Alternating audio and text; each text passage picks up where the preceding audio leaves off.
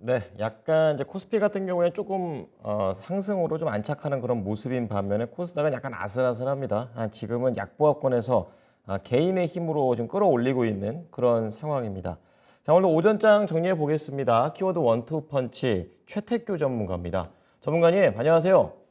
네, 반갑습니다. 최택규 전문가입니다. 네, 자 오늘 오전장 이제 혼조 흐름을 보이고 있는데 이제 장 초반 대비 좀 개선이 되고 있는 것 같습니다. 오전장 키워드 어떻게 잡으셨습니까? 네, 우리 소비자 주머니가 닫히고 있다. 그렇게 좀 표현하겠습니다. 네.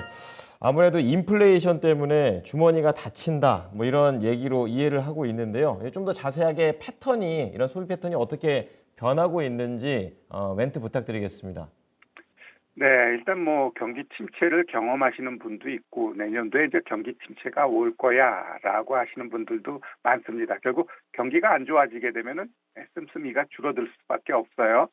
그러다 보니까 이제 시장에서 많이 이야기하는 게 대량으로 사는 것보단 그때그때 필요할 때마다 조금씩 조금씩 사고자 하는 그런 소비 패턴이 나타나고 있고, 또한 정상 가격으로 구매하는 것보다는 할인을 크게 해주는 그러한 제품을 선호하고 매수하는 그쪽으로의 씀씀이가 나타난다라고 합니다. 또한 우리 직장인분들도 이제 뭐 월급보다는 물가가 올라가다 보니까 밖에 나가서 뭘 점심 사 먹기가 부담스럽다고 해요. 어지간한 것 다 뭐 8천 원, 9천 원 아니면 10,000원 이상 되다 보니까 구내 식당을 많이 활용한다. 이러한 것들이 뉴스에서 많이 보일 것 같아요. 그다음에 우리가 이제 관련돼서 또 종목을 봐야 될 텐데, 일단 가장 대표적인 게 이제 편의점이죠. GS 리테일하고 BGF 리테일. 이러한 종목군들은 차트 보시면은 이제 정배열 만들어 놓고 밑단에서 좀 올라가면서 이격이 벌어졌어요. 그럼 얘네들이 더 갈 거니라고 했을 때 가장 좋은 건 결국 얘네들이 좀 횡보하다가 아니면 좀 21 이평선 아니면 61 이평선 그 중간 사이까지 내려오는 자리에서 거기서는 오히려 이제 이런 애들을 매수하는 게 좋을 것 같고요. 그다음에 이제 직장인 같은 경우 이 구내 식당을 많이 하게 되면 그 관련된 종목이 현대그린푸드하고 CJ 프레시웨이입니다. 이들 종목은 아침에 참 매력적인, 오늘 좀 올라가 버렸어요. 올라가 버렸는데 이 보시면 먼저 현대그린푸드 같은 경우 61평선이 훅 내려가지죠. 그러면서 지금 어찌 보면은 최근 2주 동안의 박스를 뚫어버렸습니다. 그러면 이 뚫어버렸다라는 건 뭘 의미하느냐? 더 갈 수 있어. 더 갈 수 있어. 이렇게 좀 보시면 될 것 같고요. 지금 현 시점에서 얘의 가격대를 우리가 알 수는 없어요. 근데 지금 보시면 결국 7,100원 위에서 지금 매물이 쌓여져 있죠. 그러면 이 매물 쌓여져 놓은 이 자리에서 오후장에 내려오게 되면 얘는 조금 더 이제 조정이 나올 가능성이 있어요. 그래서 오히려 얘가 이 윗단에서 끝나버리고 좀 더 올라가 버리면은 얘는 매수 가격이 한번 7,000원 정도 오게 되면 매력적으로 매수할 수 있는데, 얘가 툭 떨어지게 되면 오히려 밑에 있는 5일, 10일 한 6,900원을 하회하는 자리에서 매수하게 되면 이런 애들 또 뭐 그냥 한 달 뭐 이 정도 보게 되면 충분히 매력적인 상승이 가능하다라고 보여지고요.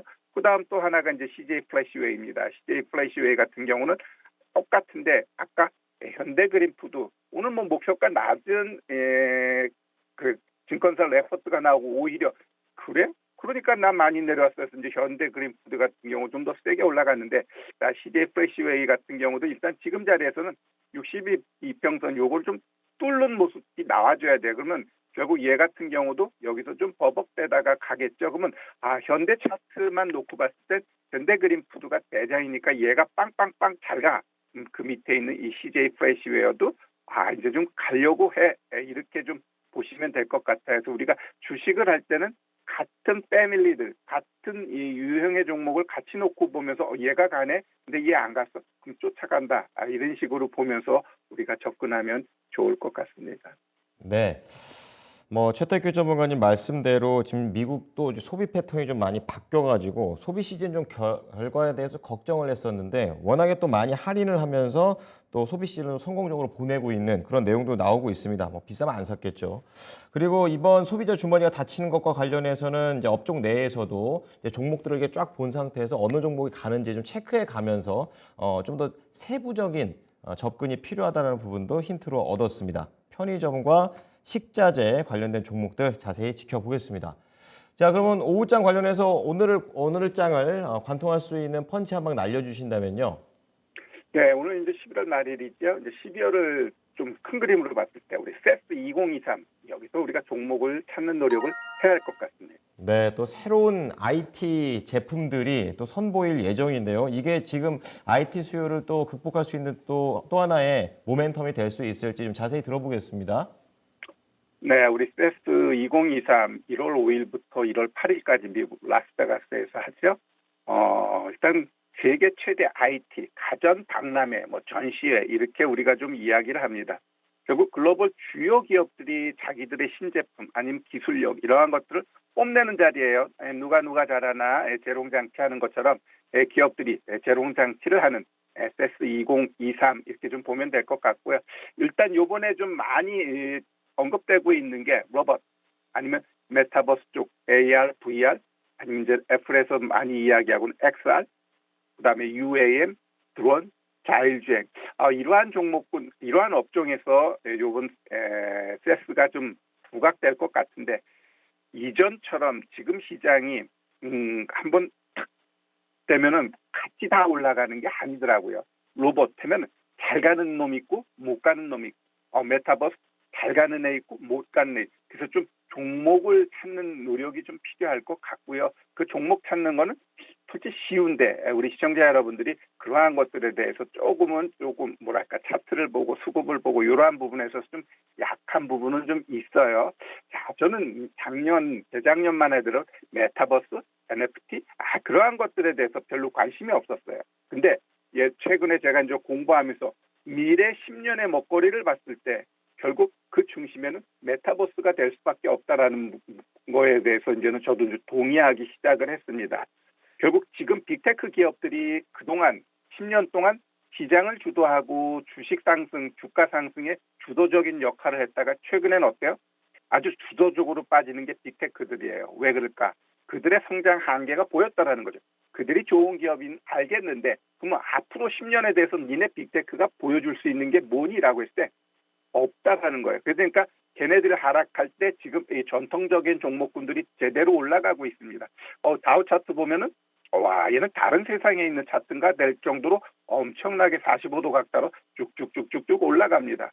결국 지금 빅테크의 하락이 그저 다우 쪽, 우량주 쪽으로의 움직임이 연출되고 있다라고 보시면 될 것 같아요. 자, 그러면 왜 메타버스가 미래의 먹거리가 될 수 있느냐라고 했을 때 결국은 이 지금의 이 빅테크 얘네들이 이 메타버스의 기술을 제대로 접목하면은 살아남아서 글로벌 리딩 기업이 될 것이고 그것을 접목시키지 못해버리게 되면은 낙후되게 돼 있습니다. 그래서 이 옥석이 가려지는 앞으로 10년이 될 것 같고요.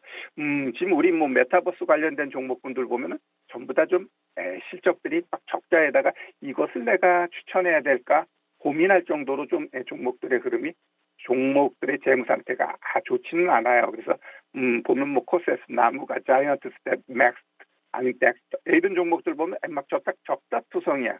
그래서 이런 애들은 진짜 짧게 뭐 이번 달 한 달만 놓고 이제 트레이딩하고 아니면 적자이지만 뭔가가 보일 수 있는 것들을 확인한 기업에 대해서 미래를 보고 투자가 가능하지만 그렇지 않다면 그냥 이슈에 의해서 한번 움직이는 거지. 그런 애들은 재수 없으면 또 물려버리고 아니면 또 관리 종목 되고 이럴 수 있으니까 여튼 재무 상태가 안 좋은 종목은 특히 내년도에는 더더욱 조심하자. 결국 이 금리 인상, 고금리 상태에서 지금 누가 버티나 한계 기업들이 자꾸 나오게 돼 있어요.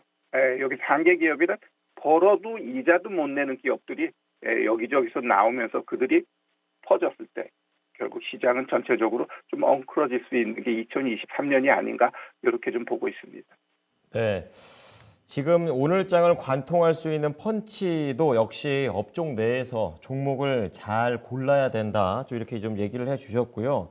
또 CES 2023을 앞둔 상태에서 앞으로 된 10년, 과연 이 대형 IT 업체들이 말씀해주신 메타버스를 어떻게 녹일 것인가, 이런 것들이 좀 중요하다고 얘기를 해주셨습니다. 그리고 재무 상태 꼭 보면서 메타버스 관련된 종목들 체크를 해봐야겠네요. 자, 오늘 내용 잘 참고하겠습니다. 감사합니다, 전문가님. 네, 고맙습니다. 네. 자, 키워드 원투펀치, 소비자의 주머니가 닫힌다. 그리고 앞으로 CES 2023에 대해서 최태규 전문가 의견을 들어봤습니다.